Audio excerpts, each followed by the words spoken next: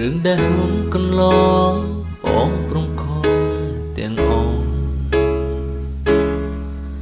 រឿងដែលធ្វើទៅនោះ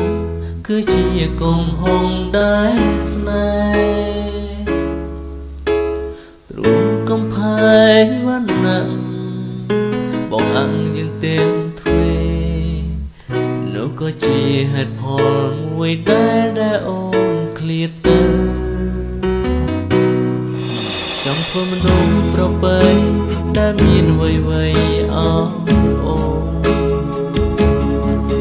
ចង់រស់នៅបែបស្ងួនលុះជីវិតសងណា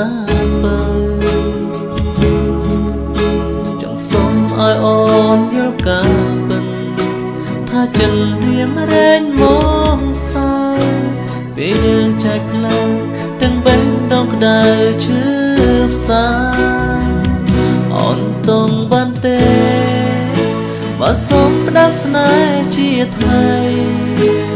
វិលវិញមកនៅថ្លៃបើនៅប្រណីដល់ចិនរៀមរាកុំផែងវណ្ណៈលេងជាអបសាំយើងពីកាយាសូមមេត្តាមកស្ដាំសន្យាបងសិន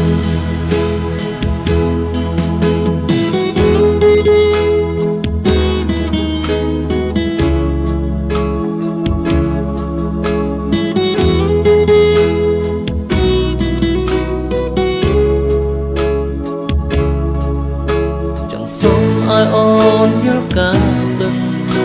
ថាចិនរៀមរែងមកសាពេលយើងចែកផ្លូវទាំងបេះដូងក្តៅឈឺផ្សា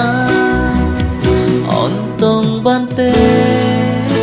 បើសុំផ្ដាំស្នេហ៍ជាថ្មីវិលវិញមកនៅថ្លៃបើនៅប្រណីដល់ចិនរៀមរាកុំផែងវណ្ណៈលេងជាអបសាំយើងពីកាយាសូមមេត្តាមកស្ដាំសន្យាបងសិន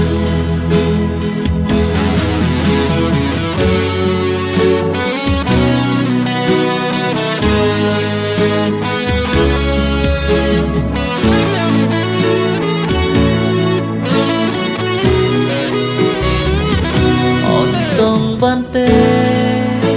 បើសុំផ្ដាំស្នេហ៍ជាថ្លៃវិលវិញមកនៅថ្លៃបើនៅប្រណីដល់ចិនរៀមរាកុំផែងវណ្ណៈលេងជាអបសាំយើងពីកាយាសូមមេត្តា